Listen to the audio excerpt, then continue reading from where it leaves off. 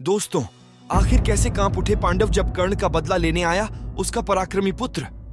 आखिर कैसे लिया उसने अर्जुन से अपने पिता की मृत्यु का बदला, तो आइए जानते हैं। दोस्तों, महाभारत जैसे विनाशकारी युद्ध में जब महान धनुर्धर की बात आई है तो कर्ण का नाम अवश्य लिया जाता है। लेकिन कर्ण के 9 पुत्र का वर्णन हमें महाभारत में देखने को मिलता है, जो बेहद ही पराक्रमी, शूरवीर और महान योद्धा थे।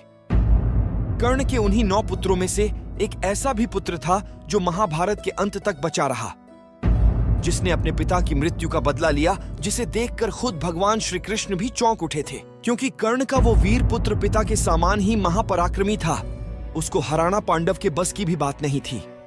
दरअसल हम कर्ण के जिस वीर पुत्र की बात कर रहे हैं उसका नाम था वृषकेतु, जिसके बारे में कहा जाता है कि वह ब्रह्मास्त्र, वरुणास्त्र, अग्नियास्त्र, भव्यास्त्र, ब्रह्मशीर अस्त्र का ज्ञान रखने वाला पृथ्वी का एक आखिरी योद्धा था और अपनी वीरता के पर वो महाभारत युद्ध के अंत तक जीवित बचा था और यहाँ तक कि अपना शासन काल भी चलाया। अपना असीम पराक्रम दिखाते हुए उसने इंद्रप्रस्थ पर राज भी किया था। दोस्तों, दरअसल अंगराज कर्ण ने रुशाली और सुप्रिया नामक 2 कन्याओं से विवाह किया था। इनसे कर्ण को 9 पुत्रों की प्राप्ति हुई थी। वृषकेतु कर्ण की पहली पत्नी रुशाली का पुत्र था और उनके सब पुत्रों में सबसे छोटा भी था। महाभारत में कर्ण की पत्नी रुशाली का वर्णन एक बुद्धिमान, चरित्रवान और पतिव्रता पत्नी के रूप में किया जाता है। माना जाता है कि रुशाली दुर्योधन के विश्वास पात्र सारथी सत्यसेन की बहन थी, जो कर्ण की मृत्यु के बाद कर्ण के साथ ही उसकी चिता पर सती हो गई थी। रुशाली का पुत्र वृषकेतु बचपन से ही माता के समान बुद्धिमान और अपने पिता के समान तेजस्वी था। वृषकेतु की आरंभिक शिक्षा दीक्षा उनके खुद के पिता कर्ण के हाथों ही हुई थी। वृषकेतु के अलावा वृषेण और सुषेण भी कर्ण और वशाली के ही पुत्र थे।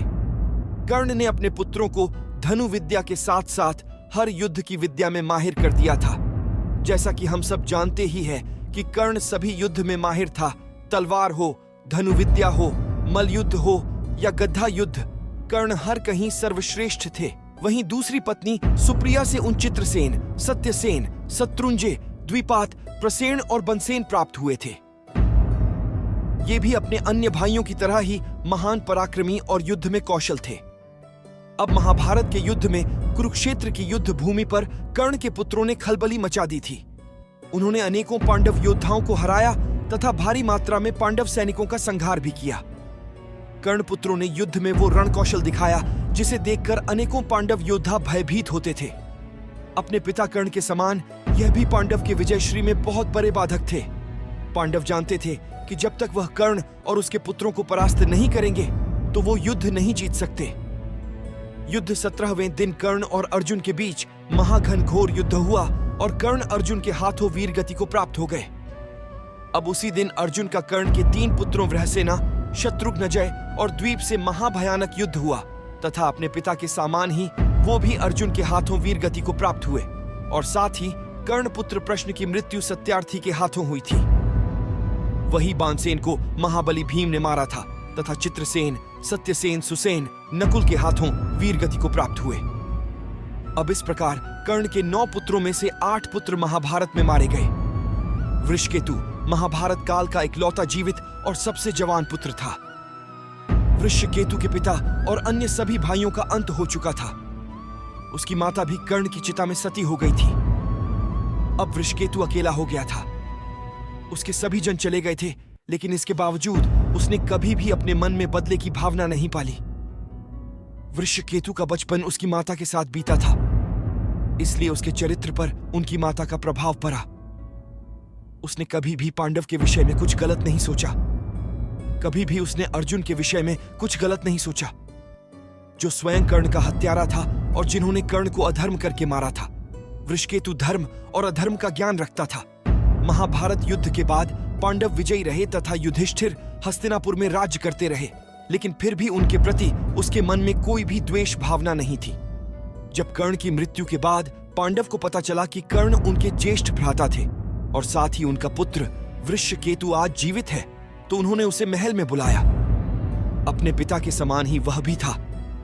वो पांडवों से डरा नहीं, ना ही उनके प्रति कोई मन में बैर भावना थी। अब जब वृषकेतु पांडव से मिला तो माता कुंती समेत सभी पांडव द्रौपदी और सुभद्रा पश्चाताप की अग्नि में झुलस रहे थे। अर्जुन समेत सभी पांडव स्वयं को कर्ण का अपराधी मान रहे थे।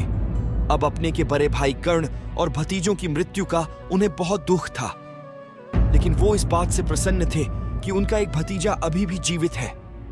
वृषकेतु को पांडव से बड़ा स्नेह मिला और उन्होंने अपने भाई कर्ण को सच्ची श्रद्धांजलि देते हुए वृषकेतु को इंद्रप्रस्थ का राजा बना दिया।